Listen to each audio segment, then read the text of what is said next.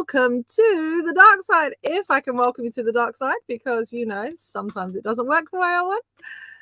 How are you doing? Right, let me get in here. Hi, how you doing? What's up? Good. Today we have a very special edition of the dark side. We are busy in the background trying to make sure that we have all of the correct things done. I've sent one link. I'm now having to try and do one more thing in order to get a link going. But forgive me as I do this. We are going to get straight into the news stories today because we want to bring on our guest as quickly as possible. Edit audience, public. Here we go. And then I'm going to copy this link. Copy link. And then go here. Oh, I think I've done it. I think I've done it all. Woohoo! Okay, we're online and we're live. Thank you very much for your patience as I did all of those things. Excellent. Good. Right. Today we have 3 news stories for you, and then we have a very special guest who will introduce to you in a moment. The first news story I want to explain to you, I wish you could see the video that I saw. My lovely TC Storm here sent it to me and said, and I just kept asking for him an explanation, and he said, no, you have to watch it to understand the gravity of what's being done. And so I would say to you, you need to go look up this story, because I think I will not do it as good a justice. But the short story is that there is a police pulling over of a car in the States. They pull over this gentleman, and the gentleman seems to be non-responsive in the way that you would imagine. He's not being combative. He's not doing anything. He's just not responding to the officer's commands. And everything's a little bit delayed in what's happening. And in the delays, what transpires is that he is thrown to the ground. He's tased. He's over-tased. He's abused.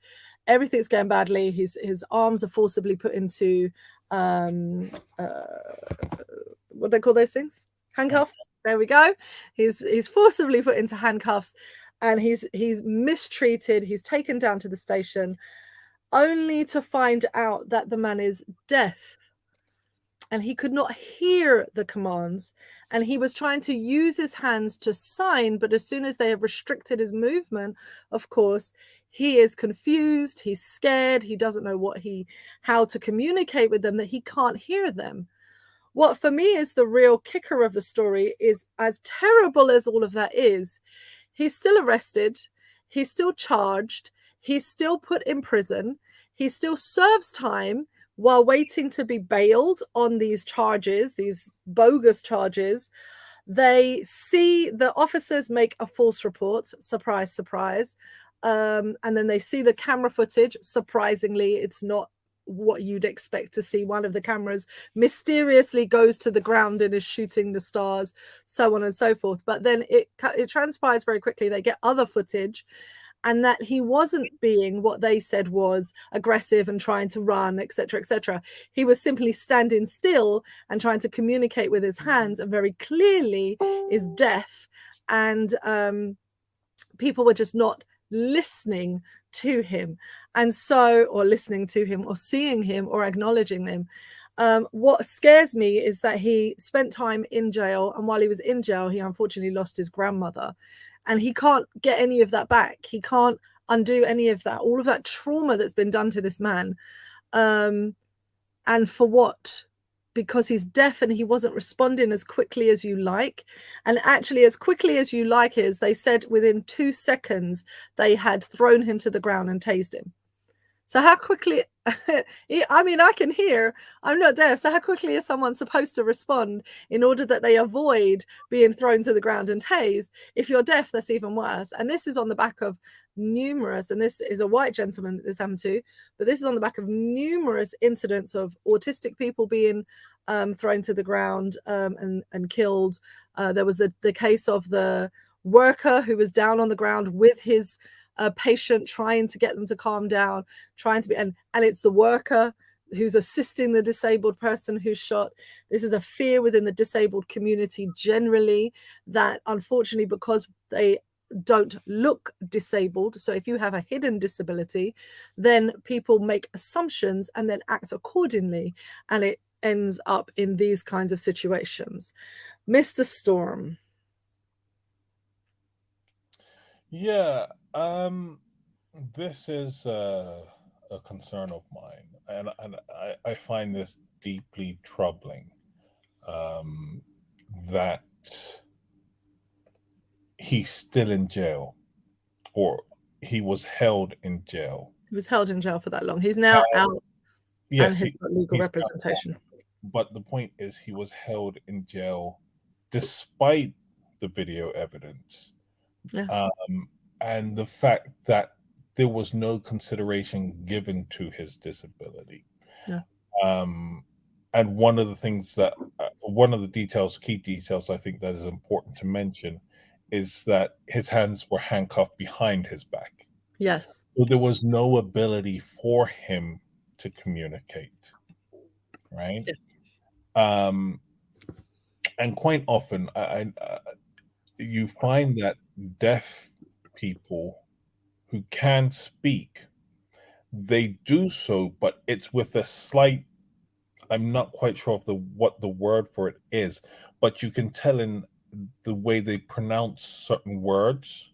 Yes. But, um, It's a intonation that they have, a speech pattern that they have that's that you similar can, across. Yeah. So Yeah. even if he was speaking, they should have been able to identify this. Right. And if they couldn't, that shows massive gaps in their Yes. training. Yes. And I think this is one of the key reasons why people are saying defund the police, Right. because they're not equipped to deal Right. with things like this. Yes. But not just are they not equipped, the fact that there's so much false reporting that goes on, the fact Mhm. that there's so much evidence to show that they're committing crimes. Right. Filing false reports is Mhm. a crime, Right. and nothing is being done to these people or to these police. There are no repercussions Yeah. for their actions. Yeah. And then I think the judge needs to be called out on this as well. I'm like, why wasn't this just thrown out immediately? It Well, beggars belief that you would allow this to continue, knowing that the person couldn't hear the instructions and there was no crime. So all the while, there's no crime. There's no actual crime. mhm, yeah. But Beggars I belief. was actually going to say in regards to, yes, there's all of that, but in light of the fact that there's no accusation of a violent crime, there is no history of crime, there is none of this. The fact that you did not even have the compassion to allow him out of jail for a funeral, Mm, yeah, you know, for just sure. forget all of the other mitigating factors, Feelings. Right. disability, forget all of that. But actually, what the punishment he has suffered in all of this is truly not befitting of any alleged crime There that you you might want to accuse him of. Right. Right. There you are. Which takes us to another story now, which I think is equally as is more, it has gravitas and is more disturbing. So in the USA, the police, the court, the legal framework is changing, and it becomes the Miranda rights become, instead of it being a legal duty that they have to do, they are encouraged to give the Miranda rights. And so downgrading this part of procedure from policing to just being encouraged when already we know that they are abusive is quite concerning. And so the whole idea behind Miranda rights is almost, it's a point where the policing have to ensure they've stopped, to ensure that they've done their job, which is to tell the person their legal responsibilities. You are being arrested for this crime. This is the crime. This is what is happening. These are your rights. You can stay silent, so on and so forth. We've all watched shows long enough to know how that goes, right? So, but there's a point at which the police officer, in the very least, has to stop and do their job. So when I heard this, one of the things that I said was, it's scary to think that they're taking away one level of protection that actually forces a police officer to stop and do their job. because in forcing them to stop and do their job, there is this moment of clarity that they have to have. They have to think, they have to stop kicking or being violent or whatever is rage is going on and actually do their job. To take that away seems to me foolhardy on the backdrop of their history. I was about to say the last few years, but that's not true, through their entire history. And knowing that so many, cases are challenged on the fact that they don't do their job. So that you've got so many cases already that are being challenged in the court system because the police aren't doing their job. To say to them, well, then the answer to that is to just take away parts of their job instead of enforcing them and fining them for not doing their job seems very disturbing. Mr. Storm. Well, I think it's perhaps a bit more nuanced than how you've presented it. It's not. So the police should still do that. They should still read a person the Miranda rights. The problem is that the Supreme Court has removed any repercussions for them not doing so in terms of being able to sue the police for the deprivation of that right. And I think that we need to understand this decision in light of a larger picture. And by that, I mean there is a real move within the US for the Supreme Court to roll back rights that disadvantaged communities have gotten over the years. Okay. You've seen this with Roe v. Wade. You've heard talk about the fact that they're going to be looking at other cases. You've heard them talk about, or you've heard politicians talk about the fact that they want to bring out, they want them to look at Brown versus the Board of Education. Right? And so you have all of this going on within the political and legal framework. At the same time, you've got the story coming out of Texas in which there's a panel or a body that has submitted to the Texas Board of Education to remove the word slavery from the education syllabus and replace that with involuntary relocation. Okay. Now, forget the fact that slavery and involuntary relocation are two completely different things. But the point I'm trying to make is that there's a real picture that needs to be drawn here in terms of the bigger framework.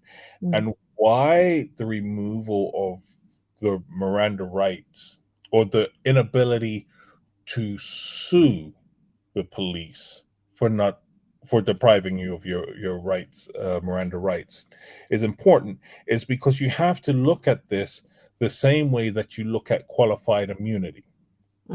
Those that don't know the history of qualified immunity is a legal doctrine that comes out of the civil rights movement, and it was implemented to stop people from being able to sue the police and police officers when they were going around beating up civil rights protesters. Amen. Right? So you have to look at the fact that the removal of civil penalties, which are really the only course of redress left to people when the police deprive them of their rights, and the Supreme Court has taken a right to, or has taken steps to remove that path of redress, goes once again in the backdrop of the fight for rights, the same way that qualified immunity did. And what you have to understand is that finances and fining police and suing people was and is a legitimate tool to bring about change. Right. And so Yes.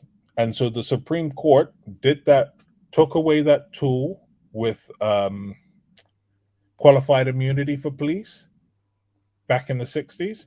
And now they're taking away that tool today with the Miranda rights. And I think we need to be very mindful of the connection between what's happening. Yeah, I mean, I think it paints a scary picture out in the States, but just in case anyone's watching and thinking that you're free everywhere else, look at those people. The truth is that there are moves being made elsewhere that mirror some of these behaviours, and one of those is in the UK. And this now goes to the education minister, I believe it is, who wrote a letter to the universities, to a group of universities, to say that they should not sign up to a bill of rights for their organization from a particular group, as it would, am I correct in saying, as it would infringe on the freedom of speech of people on campus. This Bill of Rights is actually an Equalities Act for the Quality charter. Equalities Charter, for campuses, to ensure that all students can feel safe, free of racism, free of hatred, hate speech, etc., etc., etc., on their campus. And so the universities wrote back and said, no, we're going to do this anyway. Thank you. Well done. But this is on the back of a piece of legislation that is currently going through, to look at freedom of speech on university campuses, particularly. Mr. Storm, please speak to this one, because I'm still trying to understand it, and it beggars belief if you ask me. Right. So, where to put this one? Okay. So, I think there's a real problem in that you have the education minister writing to the educational institutions, universities. Now, universities are meant to be independent. Okay. So the fact that you're writing this letter in a ministerial capacity shows that you're trying to bring undue influence on these institutions. That's problem number one. Mm-hmm. At the same time that this is happening, the conservative government are trying to force through a bill in parliament. Okay. And what it says is it's to do with education and free speech. And what they're trying to do is bring in a free speech uh, overseer for universities and institutions of higher education. Now, what they essentially are trying to do is say that anything and everything goes and is legitimate discourse. So, if you want to be a hate speech, want to promote hate speech, go for it. And the universities are saying, no, we don't want these things on our campuses, right? So, within the US, you will have some university bodies will say, okay, we want to bring in idiots like Ben Shapiro, right? And the universities in the UK are saying, well, actually, one, he spouts a whole bunch of nonsense that is hate speech or is misogynistic Mm-hmm. or is this, and they're saying we don't want it there, or you've got people like Alex Jones in the US who spouts all these conspiracy theories. If a body in the US wanted university body when the US wanted to bring him onto the campus, then they get to bring him on the campus. And the universities in the UK are saying, no, this guy's clearly unhinged. It doesn't do anything for those on our campuses. And actually can make certain members of the community feel unsafe. Mm. We don't want that on our campus. And the government in the UK is trying to force them to do that. But one of the other things that is really troubling about what is happening is that the bill that the conservative government is trying to force through parliament would make things like Holocaust denial acceptable methods or acceptable areas of discourse, and the universities will be forced to accept such things on their campus as the bill stands. And there's a real hypocrisy that is going on here, because the conservative government just passed legislation saying that internet providers must clamp down on this sort of rhetoric. So you can't have, in one hand, you're saying to universities, you must allow this sort of conversation within your space, but then turn around to internet providers and say, well, no, you're not allowed to have this in your space. You can't say you're promoting free speech and then clamp down in certain areas and say, well, who's allowed free speech? Right? It's either you have free speech or you don't have free speech. And I think one of the other points to bring out on this is, what exactly constitutes free speech? You know, is free speech really and truly the idea that I am allowed to say anything and everything that I want to, as you pretty much are in the US, no matter how irresponsible it is, no matter how untrue it is, no matter how dangerous it is? You know, a lot of other countries look upon that and say, well, actually, no, we don't actually regard that as free speech. And I'm not sure what sane or rational person would regard that some things that are dangerous, patently untrue, and harmful and irresponsible would say that that is to be regarded as free speech. Yeah. And finally, we're not talking about government institutions limiting the freedom of speech, because that's truly and really what freedom of speech boils down to. Is the government regulating and limiting your speech? And in these instances, these are independent institutions that are saying, no, we don't want it. And it's actually the government. And when you look at it, the irony is, it's the government who's actually infringing on these institutions' free speech by trying to force them to have a conversation. Yeah. I think maybe our guest today will shed some light on some other reasons why these things may be true. But I'm genuinely curious as to when free speech meant lying. I always grew up with the idea that the reason that we have free speech is so that when there are manipulations and lies, that people could come out and report on the news, they could report on criminal activities of government officers. Anyone was free to be investigated, that truth could be told.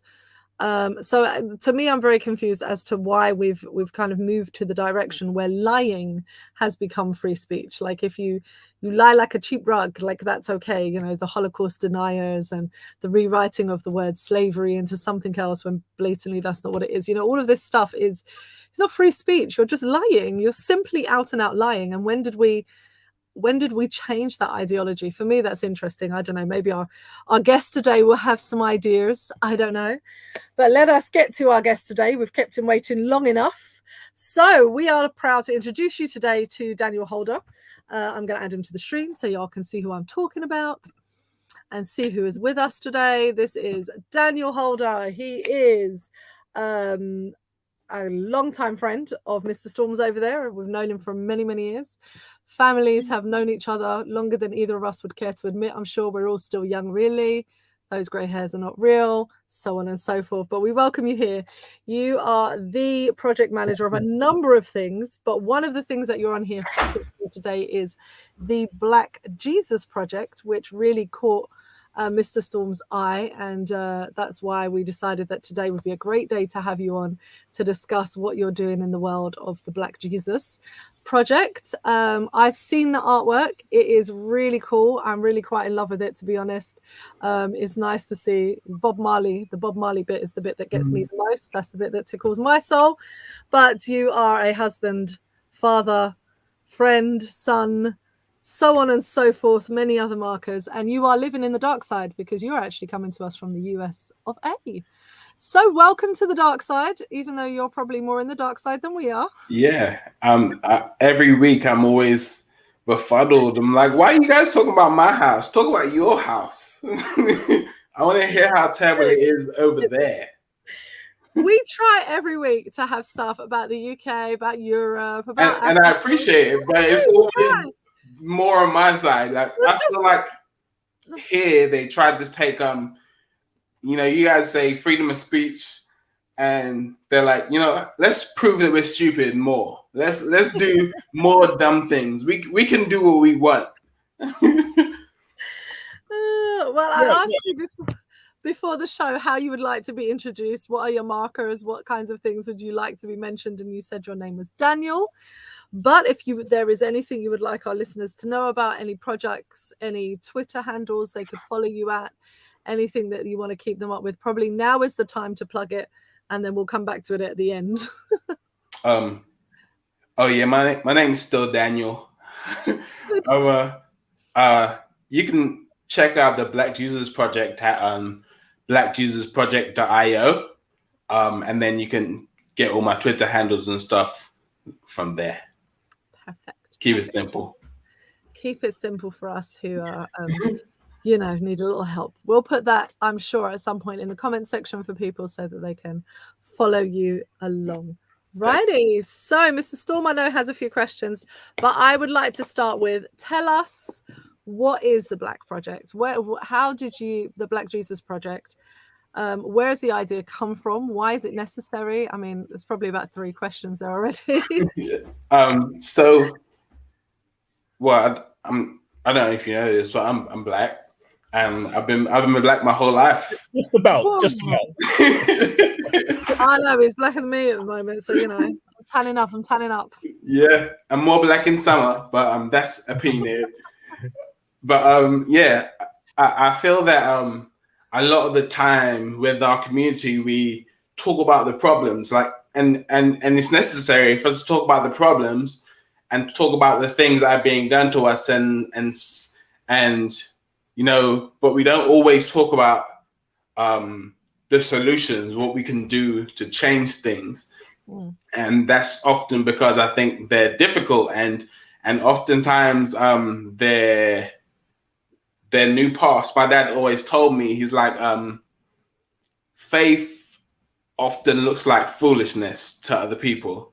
So if you believe that God's telling you something, keep it to yourself until you have, because other people will try and discourage you. So the Black Jesus Project for me, I always found Christianity to be, it normalizes whiteness, and it comes from a white side, and the black perspectives and experiences aren't often articulated and empowered.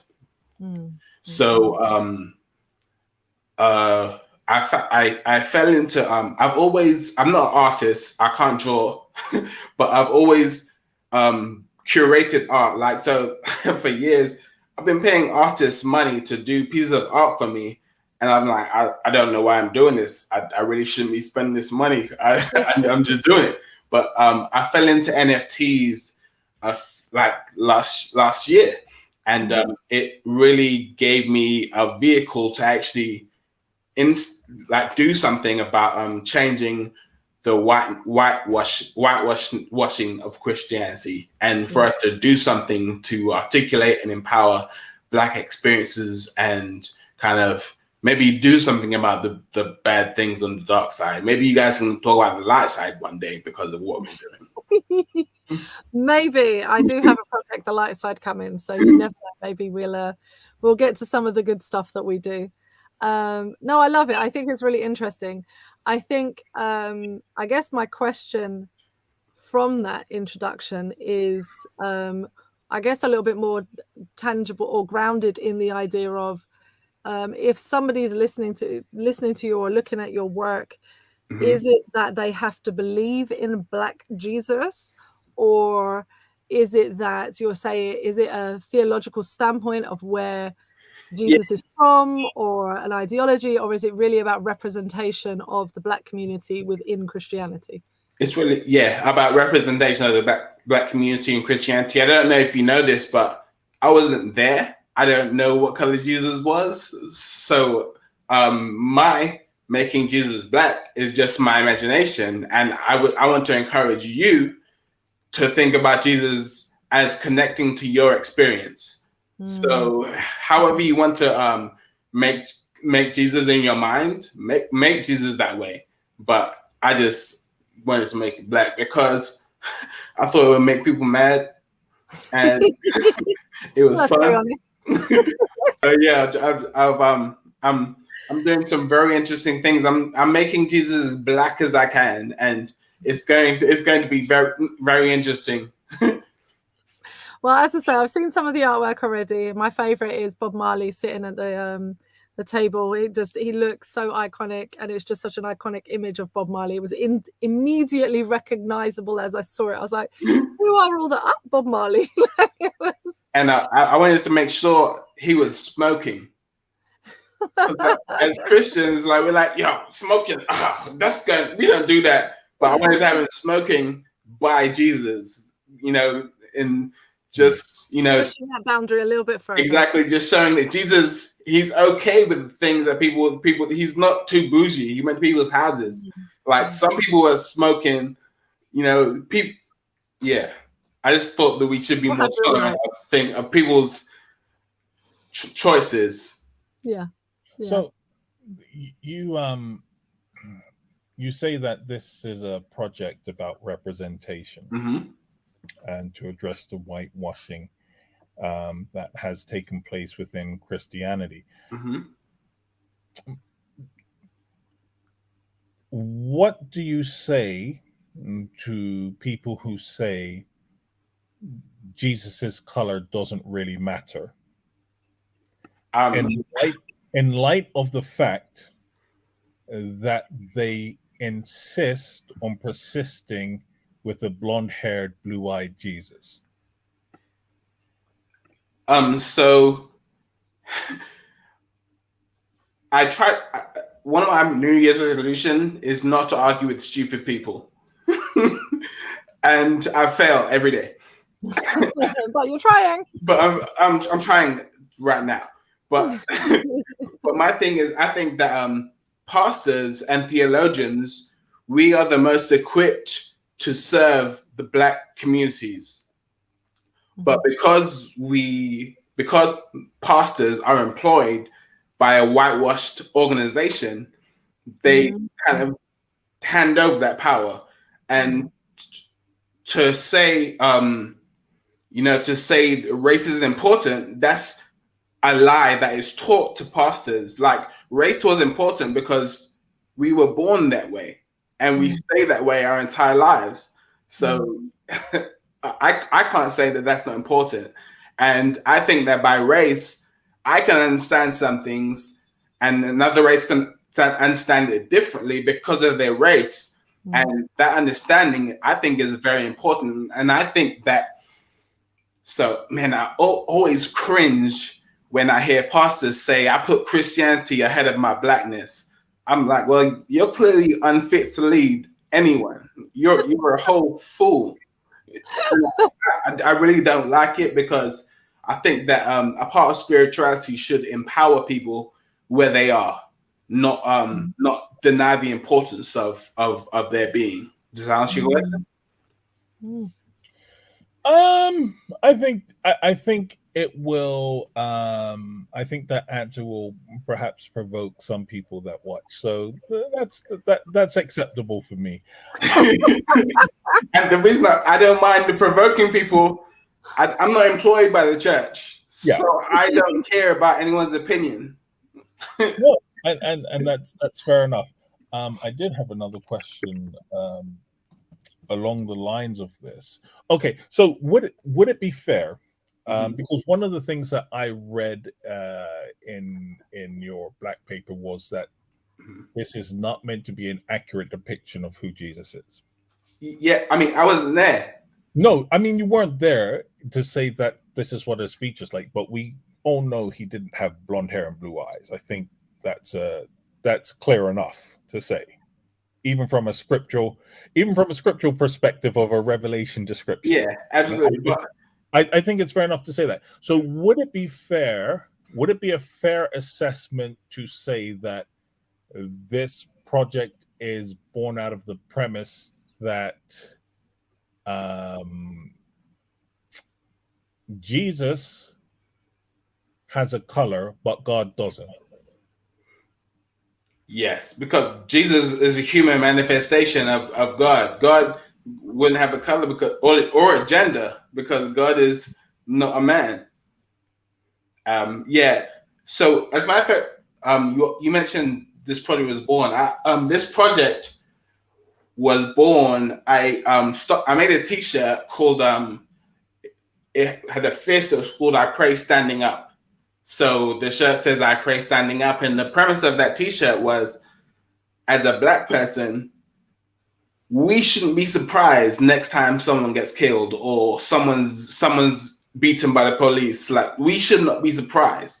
We should be prepared as churches and spiritual communities to act immediately because we knew this was coming. Like, anything that happens, like when I watch the news, I'm not surprised. I know things are coming. So I think that for church communities to accept, oh, we're so shocked that the police would beat another Black person. Like, no, you weren't. They've been doing it for years.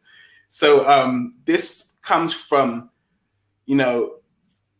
admitting where we are with our culture and doing something in response to it. So I wanted to create a protest preparedness kit, and the image that I created, I've got a poster of it at home, but it's basically it was a Black Jesus protesting, and I was on the floor behind him, and he was throwing something protecting me, and then I realized, that's Black Jesus, and that's where this project came from. Okay, so with that in mind, I guess my next question would be, who is this for? So this is for, primarily for Black people, but it's not exclusive to Black people. It's for anyone who wants to say race matters. And it's an NFT, and a lot of Black people aren't familiar with NFTs, and that's because 50% of NFTs are scams. But outside of those scams, it's an opportunistic technology for ministry and for us people. And I think that if we could get into it, we could make it be less scams and more genuine projects. And just by creating a community. So it's trying to create a community to that makes spirituality actionable. One of my biggest pet peeves is that the church over the past number of years has taken millions from communities, and they haven't given much back. Outside of a few Kirk Franklin albums, maybe some that we haven't seen much in return. And I think that spirituality should interact more with people's everyday lives. So, when you become more spiritual, your finances should match that. So, like, if you say, you're doing something, like, finances are a way of measuring the effectiveness of what you're doing. So I'm trying to integrate the two, where spirituality is more integrated with everyday life. Does that make sense? It does. Okay. Let me ask you a practical question then. Sure. So for people who, like me, are struggle with the NFTs, my TC Storm and I have had some great discussions at which I just gave up and said I don't have the brain space to deal with an NFT. It just requires a little bit too much energy from me. Is there a future in which you see merchandise or actual physical products available to support the Black Jesus project? You talked about T-shirts you've worn or produced that had images on. Is that something you're looking at in the future for those of us who are a bit more art lovers, but kind of only just about cope with the real things? So absolutely, and to do that, so I've got a project called Dreamsy. It means dreams spoken into existence, that my daughters are doing. My daughters are 7 and 8, and my nephew's 5. So, and they're going to be showing people how to, open their NFT wallet. And my thing is like, if they can do it, anybody can do it. And it's very complicated unless you do it. Jeremy, Storm. Yeah, Storm. I know,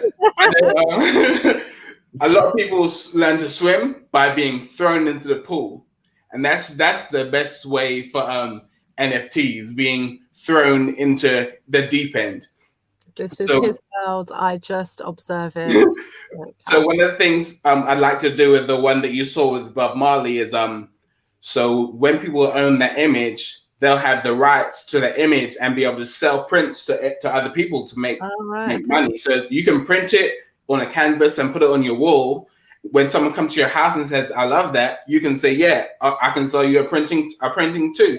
And because of logistics, I couldn't get merchandise to your country, but I can give you the rights to my intellectual property through NFTs, and you can distribute in your country. Okay, I understand that. See, there you go. I followed an NFT magic. There we go. I'm very proud of myself.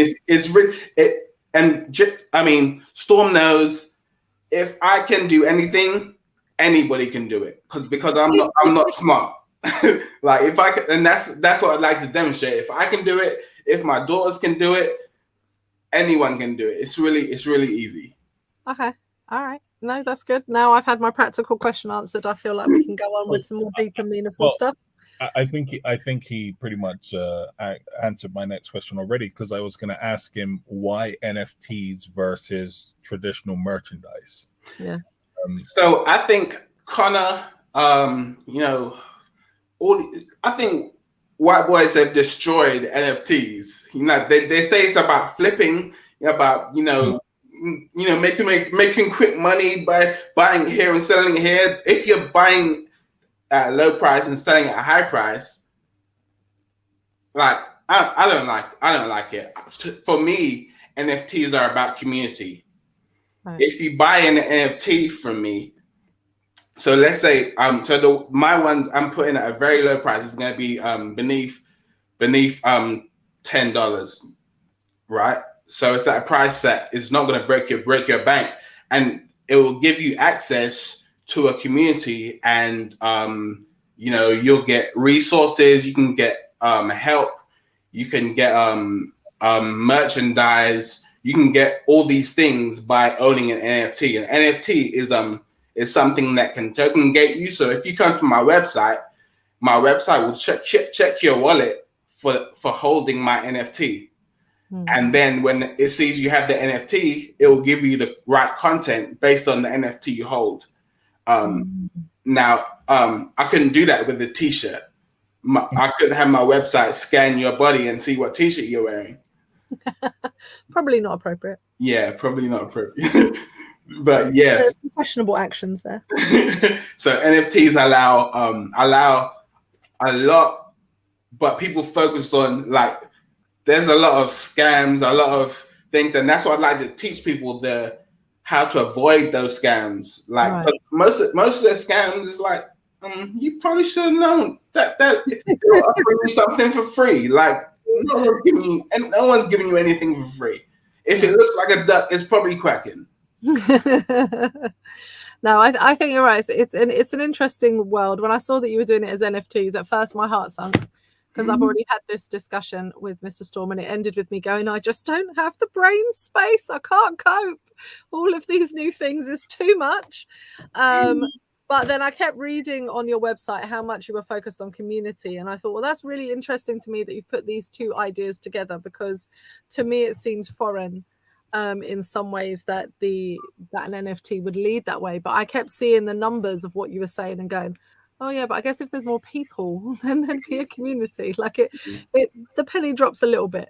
And the great thing is that about community. So let's say you buy it for $10, you do some fantastic things that you enjoy in the community, then it will be worth more to you. so the price would go up based upon the exclusive activities going on in the community. So people will say, hey, let me buy that NFT for me for $20. You bought it for 10. Like, nah, I want to keep it because of what's going on. And the money that's coming from the NFT, I'm not keeping it. I'm giving it straight back to you in benefits. I'm, giving grants away. I'm donating to nonprofits. Giving resources and classes. Right. So I'm glad you brought that up, because actually that was a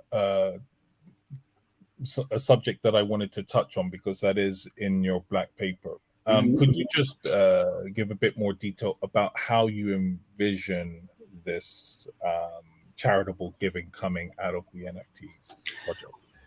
Also, absolutely. So basically, I need to give 10% at least of what I have to a charity. I'm not gonna. I believe in tithing, but I'm not giving it to a church. I'm giving it to an organization that is doing something.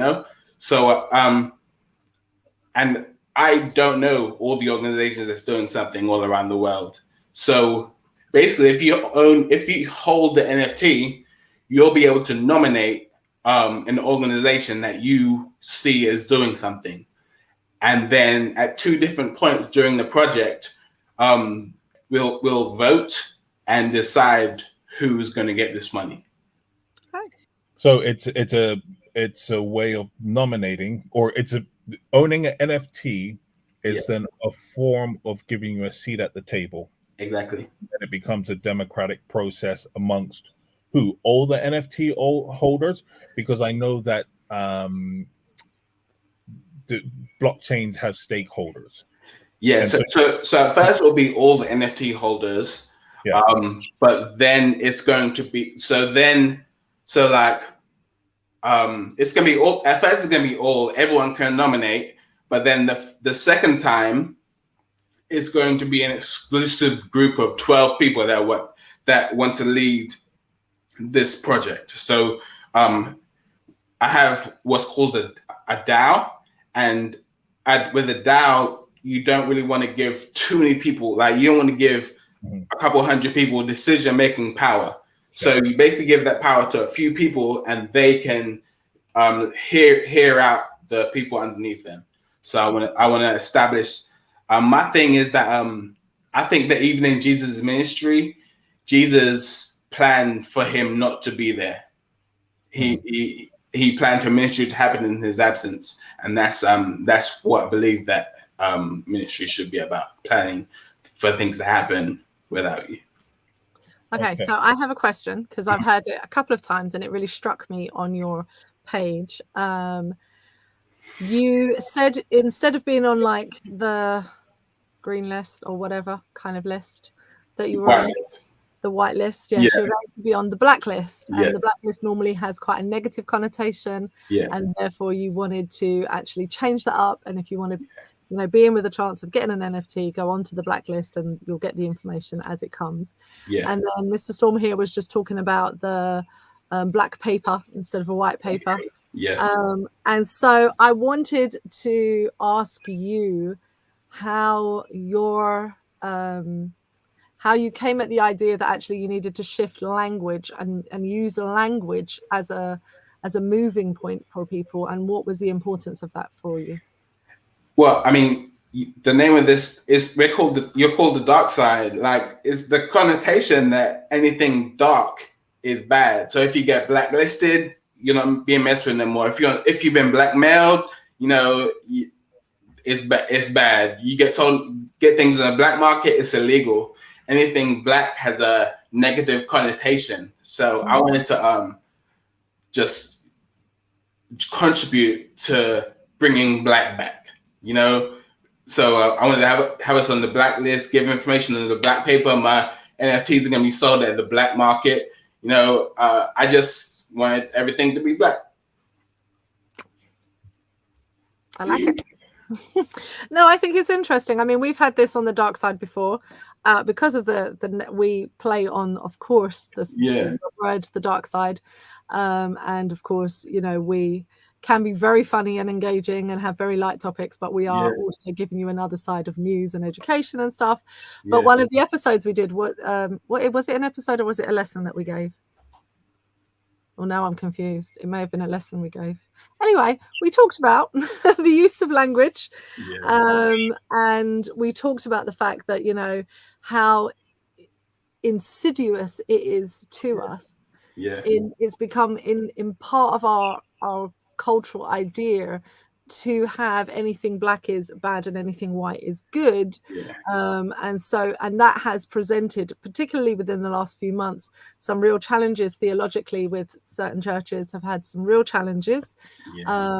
Some quotations from certain prophets and leaders have come up where there's whitewashing about to happen of church people, and we shall all be white, and so on and so forth. And this idea has then, you know, been brought back into the forward again, thinking that, you know, language is important. But to play devil's advocate, you know, there are very few, if any, actual white people, and there are very few, if any, actual black people. So how do you see the use of the words as applied to the way that we've inherited them in our culture today? I mean, it's all invented. There's like white people. To be white means that your culture's been erased. Like you're not Norwegian, you're not Dutch, you're not Belgian, you're not wherever you're from. You're just white. So you've been erased. So in order to fuel the disparagement of darkness, whiteness has to raise itself. So I think it's unintentional human problem. Like even at the beginning when we started, you know, I was joking about the dark side and I said we have to move to the light side, but even that we're still, you know, using the same narrative. Like light doesn't make something better, dark doesn't make it bad, but it's just the connotations that we've been taught.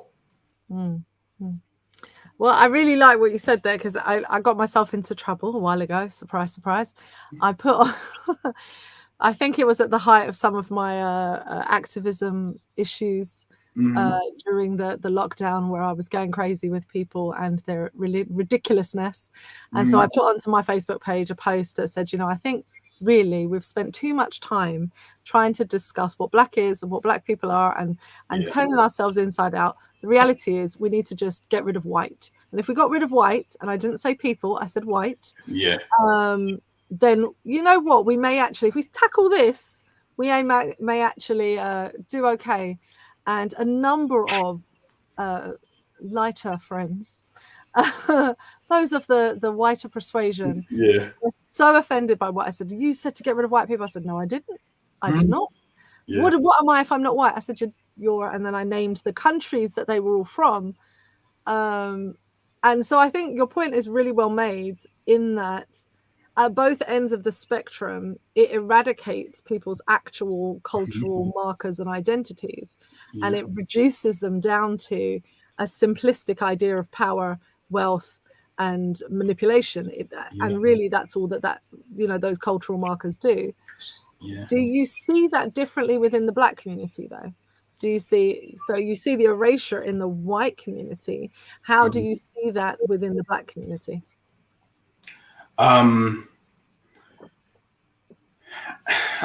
It's funny within the black community, because I realized myself, like I found myself talking to someone, I was like, man, this dude don't sound black. And then I realized, yo, I'm the least black sounding person in the United States. So like everywhere we kind of, you know, black people are from everywhere, and we kind of say that, you know, this person is not black, this person is not black, and we kind of have this internal rivalry, you know, about what it really means to be black. And I think that that kind of feeds into your. So we're getting sidetracked because we're going off Black Jesus Project, but actually, I just want to ask you a question that is once again off topic. based on what you just said, do you think that rivalry exists amongst Black people because we know that we do not get to define what Black is? Mm. No, I don't. I think that rivalry exists among Black people because whiteness exists for them to be rich and better than Black people. So then, if white people were eliminated, the light-skinned Black people would say, "Yo, we're in control because we're the lightest." So I don't think it's evil inherently. I think that it's kind of self-preservation, you know? But that self-preservation exists within whiteness, not within a vacuum. So the idea of being lighter and then being on top. So if we got rid of white, then the lighter skinned would be saying, well, we're on top. But that's because you'd still be working within the framework of white and Black and race. Yes. What I mean by Black people don't get to define what Black is that we, Black people, do not define what Black is. White people define what Black is. And I mean this in regards to, I have had white people tell me, but you're not Black. And so a Black person standing in a room is only as Black as a white person defines them to be. Yeah. Right? So I'm asking in light of that, is that competition within the Black community of you're not Black, you're not really Black, in light of the fact that actually Black people don't actually get to define who is and who isn't Black? I think we actually do, because it's a internal thing. Like I'm in America, obviously, but a lot of the time you hear the USA. USA, yeah, you hear like New Yorkers saying Jamaicans aren't Black or Haitians aren't Black. Like, I'm like, what's more Black than generation? Like, you can't, like, people try and define their own culture as a premium Black culture, but like I think that the answer to your question is we try and define what we are as Blackness, but we don't realize that it's a broad spectrum. Like there's black all around the world, and we all I think that we all have interacting struggles. Yeah, absolutely. I do believe that our struggles intersect with each other. I'm simply saying that when it comes to how Black we are, so look at it like those jokes, Englishman, Irishman, and Scotsman, right? Yeah. But look at it in terms of this. Haitian, a Jamaican, and a Nigerian walk into a courthouse, right? The point is that who's going to say whether they're Black? Those three are going to argue amongst themselves who's Black and who's the Blackest. They are. But who actually defines who's Black? Is it any of those three, or is it the judge sitting on the case? Well, and that's the point, because as I said, I have been in spaces where I've had white people tell me you're not really Black, and that's sitting in that space. But when I'm in front of the police, you Black. I'm Black, And so it's the question of, we don't actually have the power to define for ourselves what we are. And so because of that, we argue amongst ourselves for a definition of Black, because it actually doesn't, the power to define it doesn't lie. It's so broad. It doesn't even lie within our community. Yeah. It's a social construct, and it lies with those who have power. And unfortunately, it doesn't matter which segment of the diaspora we belong to, we lack the power ultimately to define what black is. Yeah. I must say, I've ever heard people saying that he's not really black, he's English. And I was going to say something, but they were giving me a job. So I was like, I just let them have it. Well, no, I mean, to be fair, this is it's a really interesting point. And I think that if I bring it back to the Black Jesus Project and kind of, tie it all together with the ideas, I think it's really important, the idea of the questions about identity and the questions about pushing that conversation and that narrative along, because I have what is now termed passing privilege, I guess is the current flavor of what you would call me, but when I was growing up, I think all of us would in certain situations. As I said, depending on the way the wind blows. But in the current context of the climate of anti-racism work, then I am normally defined as having passing privilege. And what I find really interesting is, Storm and I have had this conversation where it took me a long time to accept that term, because it really grated me, because obviously it's not how I defined me. It is not my experience growing up in inner city London with my community, with my family, with my mum. I was just another one of the single parent little black girls. There was and then there's her as well, just count her in. And I experienced the world through those lenses and never got to experience the world in a different way. Because of my environment, because of the schools, my mother, the systems that we interacted with, because of white people, that definition. And I think that the Black Jesus Project for me is interesting, even if it is NFTs and causes my brain to hurt just a little bit. We're not going to focus on NFTs, though. We're going to focus on community. We're focusing on community. We're moving Tabitha past that point. It's just, I think it's interesting because, I like the theological side of the Black Jesus, because I think you mentioned whitewashing of Christianity. In order for it to be whitewashed, it had to be something else in the first place. These are brown people in brown countries. In predominantly they would have been termed black because that's how they would have looked. It is the description that lies in the Bible. If Jesus walked down any European country, he would have been a black man by any accounts, and the police would have stopped him in exactly that way. So for me, that's really interesting to see a project that kind of inhabits that space in somewhat, knowing that that's not what you're actually going for as the theological side, but the community side, some of the wording sides.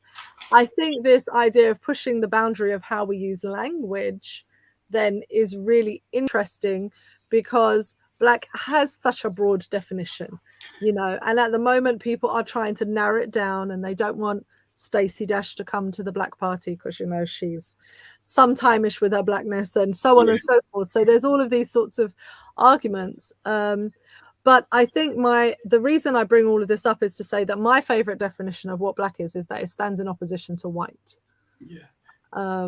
Black is always what stands in opposition to white. And I think I got that from Mr. Storm, or I may have adapted the language to suit myself from Mr. Storm. I don't know which way round that went first.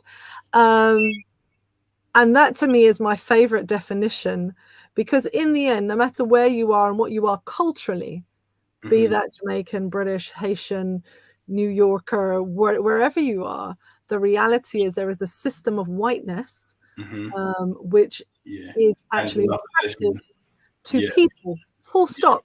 Doesn't matter what color you are.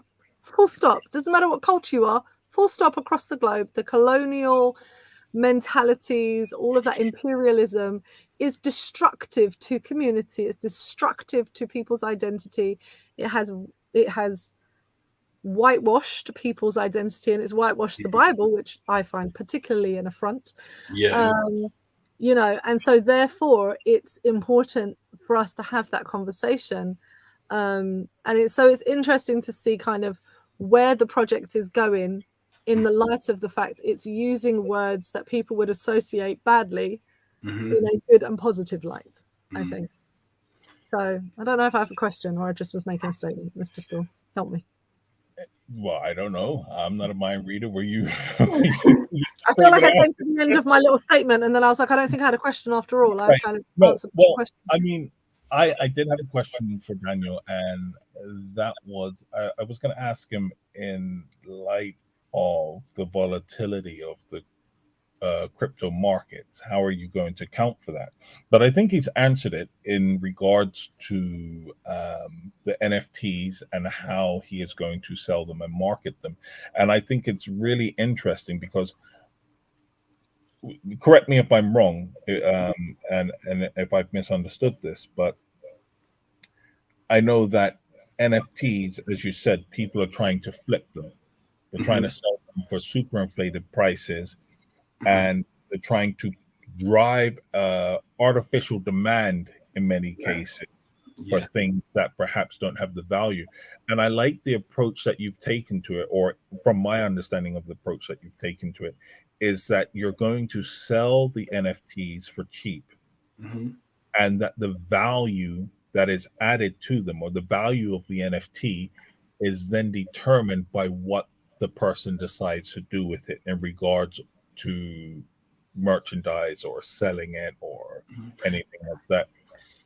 And I guess in many ways that deals with the volatility of the crypto market, because you're not investing in it to speculate as a speculation. Yes.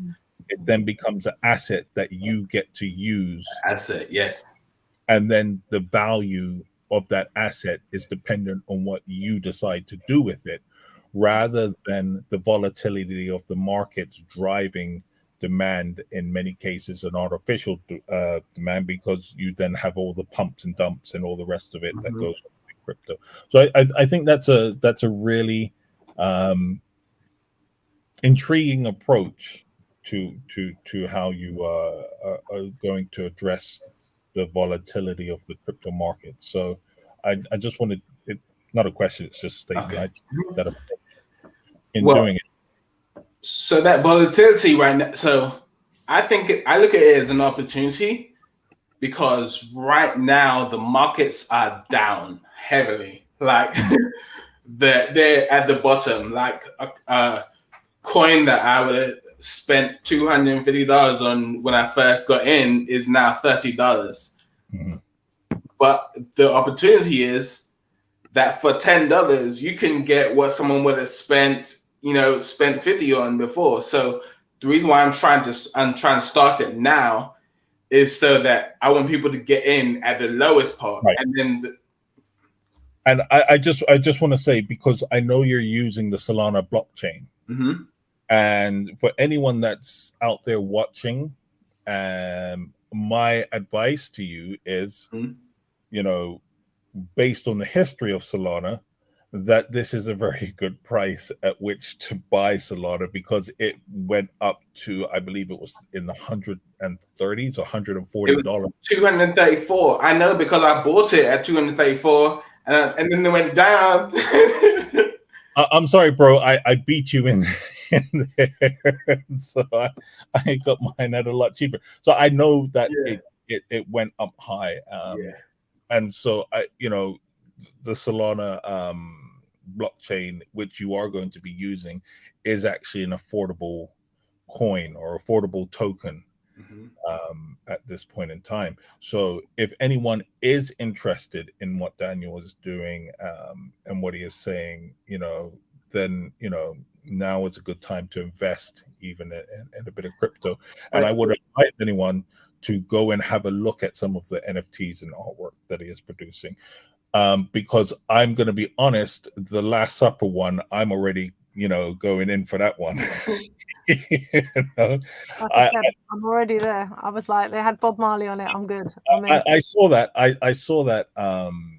I saw that piece of artwork. I was like, why hasn't this dude made T-shirts of this thing already? So that wasn't even supposed to be an NFT. I was just sitting there thinking, as I do. I was like, it would be really cool if someone made the Last Supper black. So I just called one of my artist friends, and he's like, yeah, I love this, and he made it black. And then someone called me requesting for it to make an NFT. So all the Black Jesus NFTs are going to be basically Jesus just standing there being black. he's gonna have. Actually, since we've brought it up, sorry to interject. I think actually, I would actually like it, or to give you the opportunity to explain the Last Supper NFT, because I think it's actually a very powerful piece of. So basically, I love that picture too. I think it should be portrait on the wall of black houses everywhere. I think everyone should have the opportunity to do it, but I can't logistically send it to all these countries. So I'm basically making a collection, a small NFT collection of 35 NFTs, right? And if you own this NFT, then you can have an artist that you any artist you choose to make a you own the intellectual property rights, so you can make a slight edit and you can sell the print of the original or the slight edit if you choose to do it to people in your vicinity, so that they'll have a Black Jesus London, a Last Supper London, or something, some kind of personalization that you choose to make your print unique. Mm-hmm. So I want to kind of allow other people the chance to make money from the selling of these prints, because I'd love for everyone to have this print, but I also don't have the time. Yeah. Can you describe the what the Last Supper is and the thought process behind what you included in it? Oh, okay. Sorry. Yeah. So I've put a few posts on my webpage, blackjesusproject.io. I've got the loud side, where you see Muhammad Ali. Then next to him is Fred Hampton. He's looking distrustfully over at someone else on the other side of the table. Next to him is, I think, Bob Marley. And next to him is Huey P. Newton. And then Nat Turner, who I look up to as the start of liberation theology. I think that liberation theology had to begin with Nat Turner, because he led the most successful slave revolt, and he was a preacher. And then next to him is Assata Shakur. I wish I would have put more women there. But yeah, Assata Shakur, she died in Cuba after having escaped from jail. Then I have Jesus, and next to him I have William O'Neill, who's the gentleman who the FBI informant that got Fred Hampton killed. Next to him I have James Cone, the father of Black theology. Then I have Marcus Garvey, Malcolm X, Martin Luther King, and I wanted to make sure that those two were sitting next to each other, kind of in an embrace, like they were friends. And I really like that. And then next to them, I have Nelson Mandela. And the intent was that Muhammad Ali was supposed to be shouting at Nelson Mandela at the other side of the table, because Nelson Mandela used to box when he was younger. So I wanted them to kind of have a friendly rivalry, But and the way I thought about it, I was like, Jesus' ministry was a revolution. His disciples were zealots. Someone chopped the servant's ear off. These people were ready for a revolution to start. So if Jesus is Black, then Jesus should be with some Black revolutionaries. And these are the people that came to my mind. Yeah. Well, I have to say the striking thing of Martin and Malcolm sitting side by side in matching outfits, mirroring each other, holding, giving that arm hug, is actually it's quite surreal. And if you know their actual respect for each other and their actual relationship, then it really is more reflective of what you see, not the hyped kind of nonsense that you hear about, but more of the other side of what they do. I think it's rather interesting to to have it all portrayed in that way. And I think it's a great way of showing somebody, as you say, the revolutionary history side of some of the modern politics. I like the fact that it's diverse people from diverse places. They're not all just United States people. It's very nice to see Mandela and Bob Marley and I'd love, as people do their edits, I'd love for them to replace them with who they think should be there. Like Patrice Lumumba should definitely be there. There's a lot of people that I've missed, but I wanted to do it as 12. If you're trying to do it as 12, you got to just make a choice. Yeah, you got. Well, as you said, but I want someone to say, "Yo, this person should have been there." Yeah, I'm putting this person in. So so if you think that person should have been there, buy NFT, put that person there, and I'll buy your thing and have it on the wall in my house. How about that? All right. Oh, it's interesting, isn't it? Well, listen, we are almost at the end. Mr. Storm, do you have a final question? I do have a final question. Daniel, when can we expect this to go live? Man, so I'm trying to. I've been working on this since November, right? And I told you that NFTs, 50% of it scams. Like, I wasted about maybe $7,000 on bad artists that would say they would give me one thing and just it didn't give it to me, or gave it to me that was in an unacceptable format. So I'm working to resolve some of those issues now. I wanted to release it before May, then I wanted to release it before Juneteenth, then I wanted to release it in August. But right now I feel like I'm in the best place because of all the mishaps that happened. I know how to not do it next time. So it's definitely going to be out before Christmas, because Black Jesus needs to talk to Santa Claus, because one of them isn't real. Okay, so there, you've heard it here first. Before Christmas. Before Christmas. On your page, I know this is a stateside project, so you've got a Cash App. People can donate to help you get this done. No, I don't. No? People can't support you in these ways to help you get all of this stuff done? No. Well, well, if our viewers are listening, maybe hit him up on his Twitter or on his page to see how you can support and help. If he's already wasting money on things, maybe It's a complete passion project. It's a passion project. We had a quick word before, so I know that bills still need to get paid inside of all the passion that you have. So people, if you're looking to support a heartfelt project which is trying to transform the lives of Black Christians and Christianity, then this is one for you. And follow him at blackjesusproject.io. Have I said that right? Blackjesusproject.io is the website. Is the website, and go online at Twitter, and your Twitter handle is, I just had it, now it's gone. You've got to love that, isn't it? The minute I get it, it's all gone. Go on, Daniel. Tell him. Black Jesus Project, but the black doesn't have the A and the O is missing from the project. So if you go to the website, it will have those handles listed on there.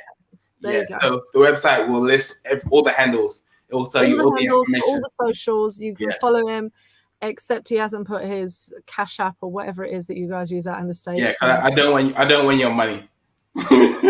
I think passion is the biggest commodity in the world. Like, you buy something because you can feel the passion someone's put into it, and I want people to feel that from mine.